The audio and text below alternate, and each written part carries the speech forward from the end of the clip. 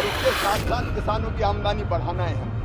पहले जब मध्य प्रदेश में हमारी सरकार आई तो हमने कोशिश की कि पानी ढंग से आए। केंद्रीय मंत्री शिवराज सिंह चौहान ने किसानों की आय बढ़ाने को सरकार की प्राथमिकता बताते हुए कहा है कि मध्य प्रदेश में खेती को मजबूत बनाने के लिए लगातार प्रयास किए जा रहे हैं।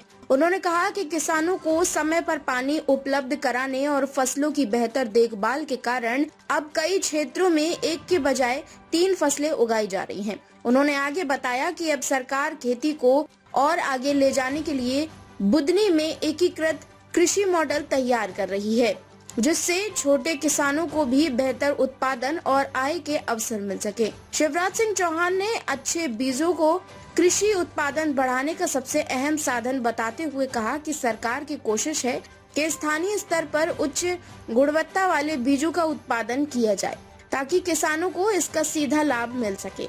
इसके साथ ही उन्होंने कृषि इंजीनियरिंग कॉलेज के माध्यम से किसानों को तकनीकी रूप से सशक्त बनाने की दिशा में भी काम जारी रहने की बात कही। और उसके साथ साथ किसानों की आमदनी बढ़ाना है हमें। पहले जब मध्य प्रदेश में हमारी सरकार आई तो हमने कोशिश की कि पानी ढंग से आए, बिजली ज्यादा मिले तो एक फसल जहां होती थी वहां 3-3 फसलें हो रही है। लेकिन अब और आगे जाना है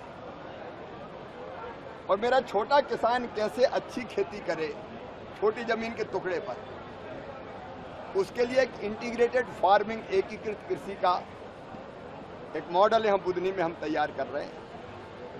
एक खेत में क्या क्या किया जा सकता है, कितनी फसलें उगाई जा सकती है, अनाज भी, फल भी, सब्जी भी, उसके साथ पशुपालन, मधुमक्खी पालन, बकरी पालन, अलग अलग तरह की कई गतिविधियां कृषि बान की, उसका भी एक मॉडल यहां बनाया जा रहा है ताकि लोग देखें, सीखें और छोटी खेती के टुकड़े पर ज्यादा आमदनी कैसे प्राप्त कर पाए। एक बड़ी जरूरत होती किसान की बीज, अच्छे बीज चाहिए।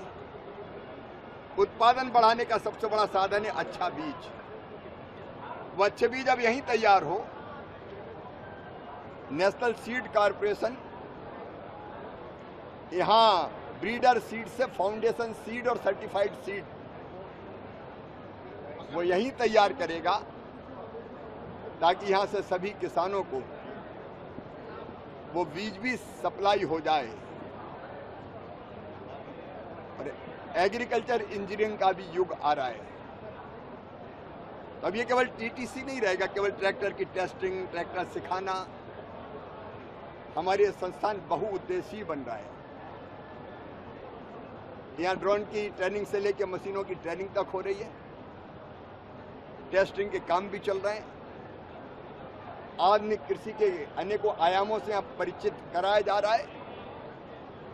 और हमने ये भी सोचा कि यहाँ एग्री इंजीनियरिंग कॉलेज भी यहाँ हो जाए तो किसानों को और फायदा होगा। ये प्रयत्न लगातार जारी है।